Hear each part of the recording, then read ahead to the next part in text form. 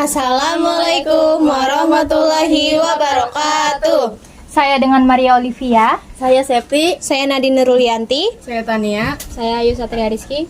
Di sini kami akan mempresentasikan mengenai teks fitur biografi NH Dini. Stay tune ya. Kenangan manis NH Dini. NH Dini merupakan anak bungsu dari 5 bersaudara.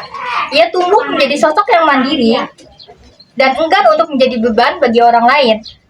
Ketertarikannya dengan dunia menulis sudah ia sadari sejak duduk di bangku sekolah dasar.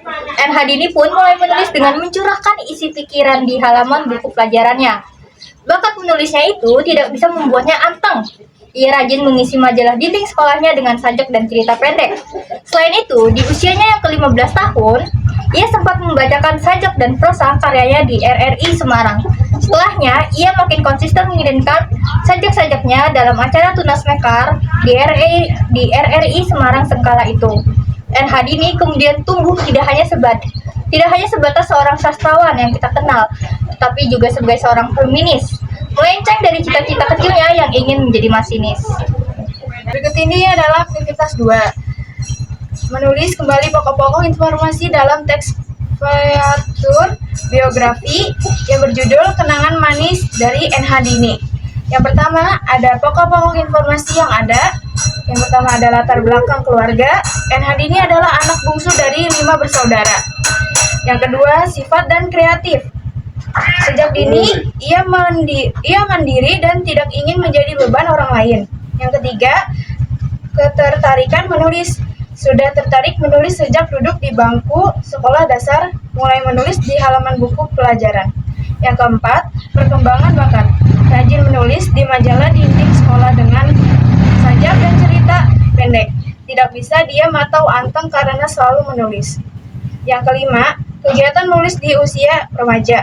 Di usia 15 tahun, mulai membaca karya di RRI Semarang, konsisten menyiarkan sajak-sajak di acara Tunas Mekar RRI Semarang. Yang keenam, perjalanan karir dan identitas. NH Dini dikenal sebagai sastrawan, feminis, dan melenceng dari cita-cita masa kecilnya yang ingin menjadi masinis. Berikut ini saya akan menjelaskan pokok-pokok informasi yang tidak ada. Yang pertama adalah tanggal lahir atau wafat NH Dini. Yang kedua, tidak dijelaskan riwayat pendidikan atau sekolahnya dan pengalaman kerja. Yang ketiga, tidak dibahas keluarga, suami, atau anak-anaknya. Dan yang keempat, tidak disebutkan tempat tinggal asal daerahnya. Yang kelima, tidak dicantumkan tahun berdirinya Pondok Baca NH Dini. Yang keenam, tidak dirincikan jumlah atau total karya tulis atau buku-buku yang diterbitkan. Baik, selanjutnya saya akan menjelaskan tentang pokok-pokok informasi lengkap NH Dini. NH Dini adalah seorang sastrawan perempuan yang terkenal di Indonesia yang memiliki nama lengkap Nur Hayati Sri Hardini Siti Nukaraini. Ia lahir di Semarang, Jawa Tengah pada tanggal 29 Februari tahun 1936 dan meninggal dunia pada tanggal 4 Desember tahun 2018 akibat kecelakaan lalu lintas di kota kelahirannya. Sebelum serius menekuni dunia sastra, NH Dini pernah bekerja sebagai pramugari Indonesia dan menempuh pendidikan di Akademi Bahasa Asing. Sebagai penulis yang produktif dan memiliki gaya penulis yang realistik, cerita kuat dalam menggambarkan kehidupan perempuannya. Selanjutnya saya akan membacakan paragraf 2 dan 3. Tema utama dalam karya-karyanya adalah perjuangan perempuan, pernikahan, kebebasan, dan kesetaraan gender. Banyak novelnya yang bersifat terinspirasi dari pengalaman hidupnya sendiri. Beberapa karya terkenal NH Dini antara lain Pada Sebuah Kapal, Iadarka, Namaku Hiroko, Keberangkatan, dan Pertemuan Dua Hati. Karyanya dianggap penting dalam dunia sastra Indonesia karena mampu menyuarakan sudut pandang perempuan secara jujur dan mendalam.